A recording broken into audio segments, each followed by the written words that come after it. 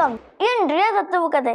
ஒரு ஊர்ல ஒரு சிஷ்யரும் ஒரு குருவும் இருந்தாங்க. அந்த சிஷ்யர் பேரு சுபா. சுபாக்கு ஒரு சின்ன கன்றுக்குட்டியும் இருந்தது. அந்த கன்றுக்குட்டி பேரு லக்ஷ்மி.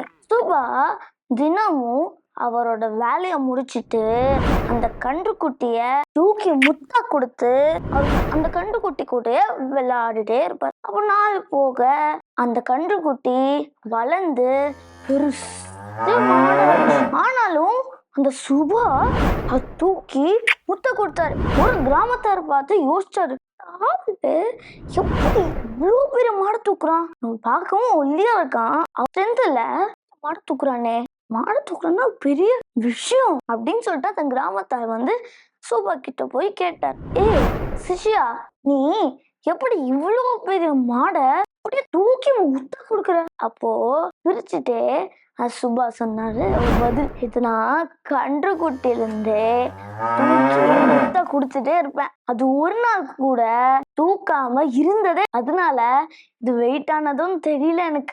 அது கேட்டிருந்தாரு அவர் சுபாவோட குரு என்ன சொன்னார்னா, வெரி குட், இந்த மாதிரிதான் அன்னைக்கு இருக்கிற காரியத்தை அன்னைக்கே முடிக்கணும், நாளைக்குன்னு தள்ளி போடக்கூடாது. சரி சுபா, நீ லக்ஷ்மியை கூட்டிட்டு வா, நம்மளுக்கு இன்னொரு வேலை வந்துச்சு அப்படின்னு சொல்லிட்டு சுபாவும் சுபாக்கு ஒரு மாடு இருந்ததுல அந்த லக்ஷ்மி கிளம்பிட்டாங்க. அப்போ இரவு ஆச்சு. குரு சொன்னாரு, சுபா, இவ்வளவு தூரம் நடந்து வந்துட்டோம், இரவு வேற ஆச்சு, எனக்கு கை கால வச்சு ரொம்ப டயர்டா இருக்கு சுபா, நான் போய் தூங்கிட்டு நாளைக்கு காலையில பயணம் பண்ணலாம், நீ இந்த மாடல கட்டி போட்டுட்டு நீ தூங்கிட்டு சுபா அப்படின்னு சொல்லிட்டு குரு போய் தூங்கிட்டார். சுபா யோசிச்சார், இரவு வேற ஆச்சு, நான் எங்க போய் எங்க கயிறை தேடுவேன், லக்ஷ்மி நீ இங்க இருக்கணும், கடவுளே நான் நாளைக்கு பார்க்கும்போது இந்த மாடு நான் எங்க வச்சனோ அங்கே நிக்கணும், இது உன்னோட பொறுப்பு கடவுளே, பத்திரமா பாத்துக்கும் இந்த மாடை அப்படின்னு சொல்லிட்டு சுபாவும் தூங்கி போயிட்டார். நாளைக்கு காலையில எந்திரிச்சு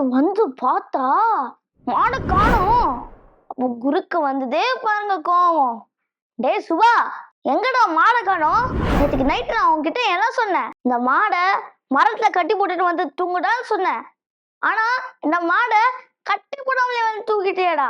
இப்போ சுபா சொன்ன, ஒரு நிமிஷம் குருவே, நீங்க என்ன திட்டக்கூடாது, அந்த தெய்வத்தை தான் திட்டணும், ஏன்னா நேற்றுக்கு நைட்டு நீங்க என்கிட்ட ஒரு காரியத்தை கொடுத்தீங்களே, அதனால நான் தெய்வத்துக்கிட்டே கொடுத்துட்டேன், தெய்வம் தான் அது பத்திரமா பாத்துக்கல, நீங்க என்ன திட்டக்கூடாது கடவுளே, தெய்வத்தை தான் திட்டணும். அப்போ குரு சொன்னார், நேற்றுக்கு தானே ஒரு நல்ல காரியம் பண்ணிருக்கேன், நான் அப்ரிஷியேட் பண்ணிருக்கேன், ஆனா இன்னைக்கு காரியத்தை பண்ணிருக்கேன், இங்க பாரு, தெய்வம் ஒரு காரியத்தை போறதுக்கு ஹெல்ப் பண்ணுவாரு, உடைய அவரே அந்த காரியத்தை செய்ய மாட்டாரு, நீதான் அந்த காரியத்தை செய்யணும்.